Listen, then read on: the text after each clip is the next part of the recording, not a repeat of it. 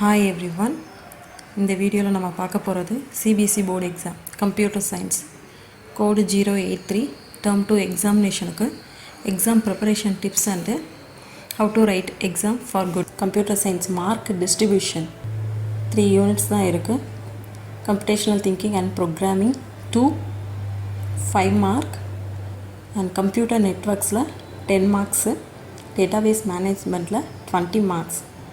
டோட்டலாக டேர்ம் 2ல் 35 மார்க்ஸுக்கு டெஸ்ட் எழுதுவோம்.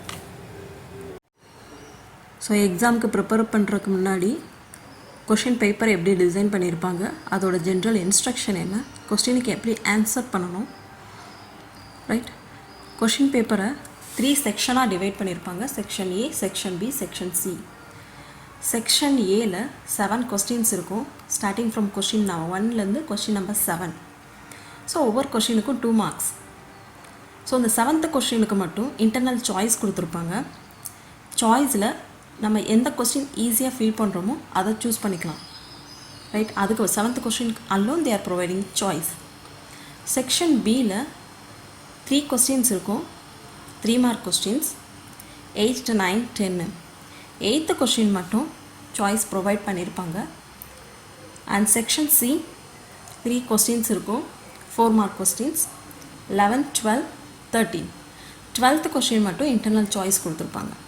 ஸோ கிளியராக ஜென்ரல் இன்ஸ்ட்ரக்ஷனை பார்த்துட்டு சாய்ஸ் எது சூஸ் பண்ணணும், எதில் சூஸ் பண்ணால் குட் மார்க் கிடைக்கும், அட்லீஸ்ட் சம் மார்க்ஸாவது கிடைக்கும் அப்படின்றத பேஸ் பண்ணி தான் கொஸ்டின்ஸை சூஸ் பண்ணணும்.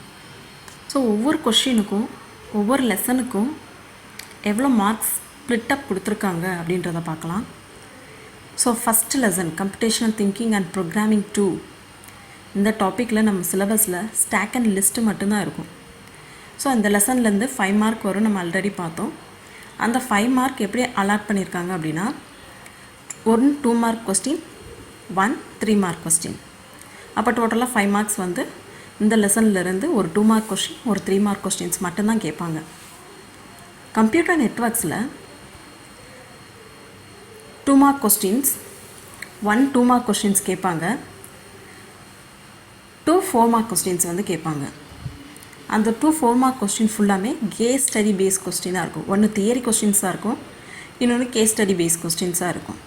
ஸோ டோட்டலாக 10 marks from this computer networks. அப்புறம் நெக்ஸ்ட் டேட்டாபேஸ் மேனேஜ்மெண்ட்டில் 5 2 மார்க் கொஸ்டின்ஸ். ஸோ டோட்டலாக 10 marks, 2 3 mark questions, 1 4 mark question. So 20 marks database management system.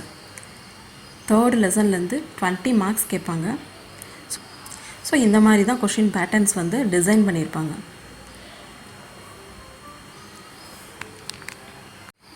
நிறைய சாம்பிள் பேப்பர்ஸை ரெஃபர் பண்ணி ஃபைனலாக ஸோ ஐடென்டிஃபை பண்ணதில் so question papers marks split up இந்த மாதிரி தான் டிவைட் பண்ணியிருக்காங்க.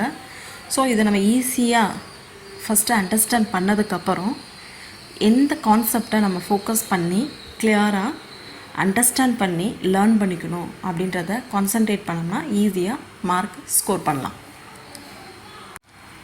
Next how to write exam to get good mark. பேசிக்காக ஸ்டூடெண்ட்ஸ் எல்லாருமே கொஸ்டினுக்கு ஆன்சர் பண்ணுற மெத்தடாலஜிலேயே நிறைய பேருக்கு மார்க் வந்து ரெடியூஸ் ஆகும், பர்ஃபார்மன்ஸ் வைஸ் ரெடியூஸ் ஆகும். ஸோ எப்படி எக்ஸாம் பர்ஃபார்மன்ஸ் வந்து பெட்டராக கொடுக்கணும் அப்படின்னா ஸோ ரைட்டிங் மெத்தடில் தான். ஸோ எல்லாத்துக்குமே ஒரு கீ பாயிண்ட்ஸ் இருக்குது. அந்த கீ பாயிண்ட் பேஸ் பண்ணி நம்ம கொஷின்ஸில் ஆன்சர் பண்ணோம் அப்படின்னா ஈஸியாக மார்க் ஸ்கோர் பண்ண முடியும். ஸோ ஃபஸ்ட்டு கரெக்ட் மெத்தட் என்ன அப்படின்னா மார்ஜினுக்கு லெஃப்ட் சைடில் தான் கொஷின் நம்பர்ஸ் போடணும், மார்ஜினுக்கு இன்சைடில் தான் ஸ்ப்ளிட்டப்ஸ் எழுதணும். இதுதான் கரெக்டான மெத்தடு. ராங் மெத்தட் என்ன அப்படின்னா மார்ஜினுக்குள்ளே கொஷின் நம்பர் வித்து ஸ்ப்ளிட்டப்ஸ் போடலாம். பட் மெனி ஆஃப் தம் என்ன பண்ணுறாங்க அப்படின்னா again and again they are writing the same question numbers. அப்போ அது ராங் மெத்தடாக போயிடுது. இன்னொரு ராங் மெத்தட் என்ன அப்படின்னா கொஸ்டின் நம்பர் எது ஆன்சர் என்னென்று ஐடென்டிஃபை பண்ண முடியாத அளவுக்கு ரொம்ப மிஸ்டேக்காக வந்து அடித்து எழுதுறது வந்து ராங் மெத்தட். கொஸ்டின் நம்பர்ஸ் எல்லாம் கிளியராக எழுதணும். எவாலுவேட்டர்ஸ் எல்லாருமே கொஸ்டின் நம்பர்ஸை கரெக்டாக ஐடென்டிஃபை பண்ணால் மட்டும்தான் மார்க்ஸை ப்ரொவைட் பண்ணும்போது கரெக்டான பிளேஸில் ப்ரொவைட் பண்ண முடியும். கொஸ்டினுக்கு எப்படி ஆன்சர் பண்ணணும், எப்படி கிளியராக கொஸ்டின் நம்பர்ஸ் எழுதணும் அப்படின்ற மெத்தட் பார்த்தாச்சு. இப்போ ஒவ்வொரு கொஸ்டினுக்கும் கீ பாயிண்ட்ஸ் கொடுத்துருப்பாங்க. ஸோ இந்தந்த பாயிண்ட்ஸ் இருந்தால் மார்க் கொடுங்க அப்படின்ற மாதிரி கீ பாயிண்ட்ஸ் வந்து ஒவ்வொரு கொஸ்டினுக்கும் ப்ரொவைட் பண்ணியிருக்கோம் சிபிஎஸ்சி போர்டு. அப்போ அந்த கீ பாயிண்ட் பேஸ் பண்ணி கொஸ்டினுக்கு நம்ம ஆன்சர் பண்ணோம் அப்படின்னா ஈஸியாக மார்க் ஸ்கோர் பண்ணலாம். ஸோ இந்த டேர்ம் 2ல் டிஃப்ரென்ஷியேட் பிட்வீன் அப்படின்னு 2 கொஸ்டின்ஸ் கேட்குறக்கு சான்சஸ் இருக்குது. 2 2 மார்க் கொஸ்டின் கேட்குறக்கே நிறைய சான்சஸ் இருக்குது.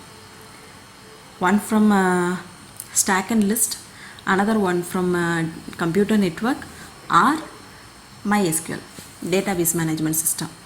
அப்போ இந்த டிஃப்ரென்ஷியேட் பிட்வீன் கொஸ்டின்ஸு எப்படி ஆன்சர் பண்ணணும் அப்படின்னா நீங்கள் எல்லா சாம்பிள் பேப்பரும் ரெஃபர் பண்ணிப்பாங்க.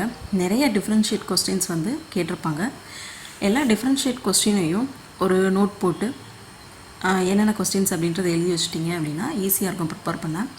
அப்போ இந்த மாதிரி கொஸ்டின்ஸ்க்கு எப்படி ஆன்சர் பண்ணணும் அப்படின்னு. ஸோ இது 2 மார்க் கொஸ்டின் தான்.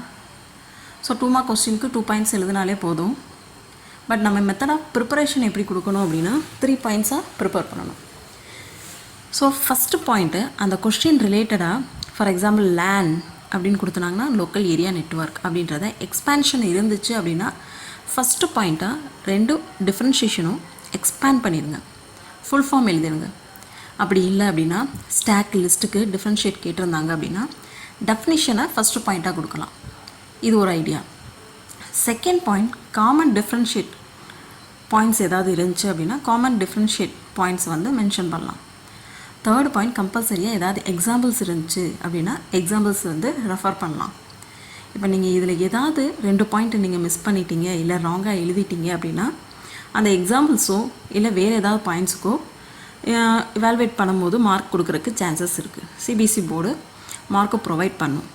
ஸோ டிஃப்ரென்ஷியேட் பிட்வீன் கொஸ்டினுக்கு மேக்ஸிமம் 3 பாயிண்ட்ஸ் இருக்கிற மாதிரி ப்ரிப்பேர் பண்ணால் பெட்டராக இருக்கும்.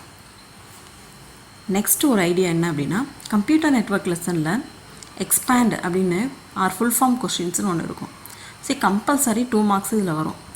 நிறைய எக்ஸ்பேண்ட் மெத்தட் வந்து உங்களோட புக்ஸ்லேயே அவைலபிளாக இருக்குது. மார்க் பண்ணி ஸ்டடி பண்ணி வச்சுக்கோங்க. எல்லாமே ஈஸி தான். கம்பல்சரியாக 2 mark question expand full form மெத்தடில் வரும். ஸோ எக்ஸாம்பிள்ஸ் நான் கொடுத்துருக்கேன். என்சிபினா நெட்வொர்க் கண்ட்ரோல் ப்ரோட்டோக்கால், எஸ்எம்டிபினா சிம்பிள் மெயில் ட்ரான்ஸ்ஃபர் ப்ரோட்டோக்கால். நீங்கள் எல்லா சாம்பிள் பேப்பரும் ரெஃபர் பண்ணி பார்த்தீங்க அப்படின்னா கண்டிப்பாக எக்ஸ்பேண்ட் ஃபுல் ஃபார்ம் கொஸ்டின்ஸ் வந்து கம்பல்சரியாக 1 or 2 கொஸ்டின்ஸ் இருக்கும். மேபி உங்களுக்கு லக் இருந்து 1 கொஸ்டின் or 2 கொஸ்டின்ஸ் கேட்டிருந்தாங்க அப்படின்னா இந்த ப்ரிப்பரேஷன் ரொம்ப யூஸ்ஃபுல்லாக இருக்கும். ஸோ நெக்ஸ்ட்டு MySQL டேபிள் 2 மெத்தடில் கொஸ்டின் கேட்குறாங்க. MySQL query to அவுட்புட் கேட்குறாங்க. MySQL question to MySQL command கேட்குறாங்க. MySQL query டைரெக்டாக கொடுத்துறாங்க.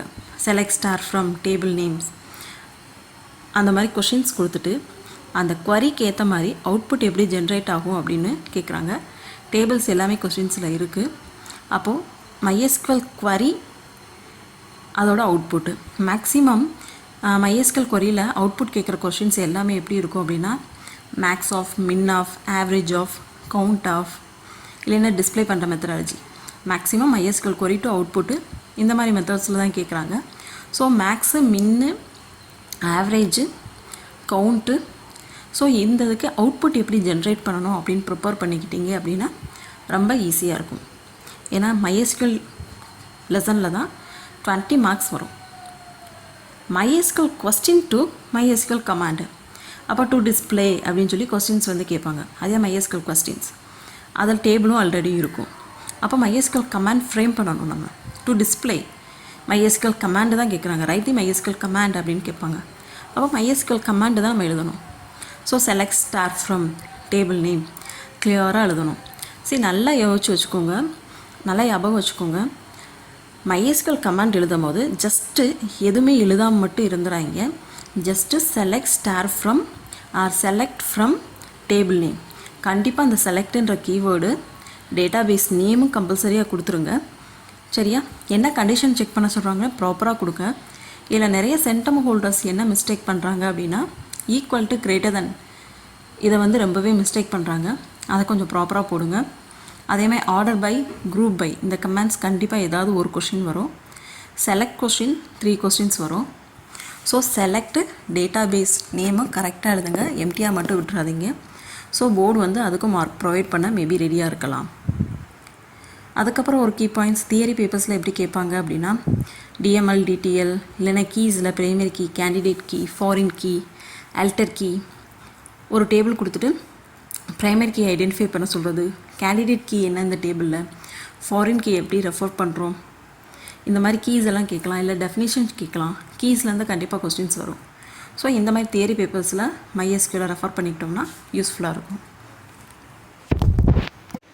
எந்த ஒரு கொஸ்டின் சூஸ் பண்ணாலும் அந்த கொஸ்டின் ரிலேட்டடான கண்டென்ட்டு ரொம்ப ரொம்ப ரொம்ப இம்பார்ட்டன்ட்.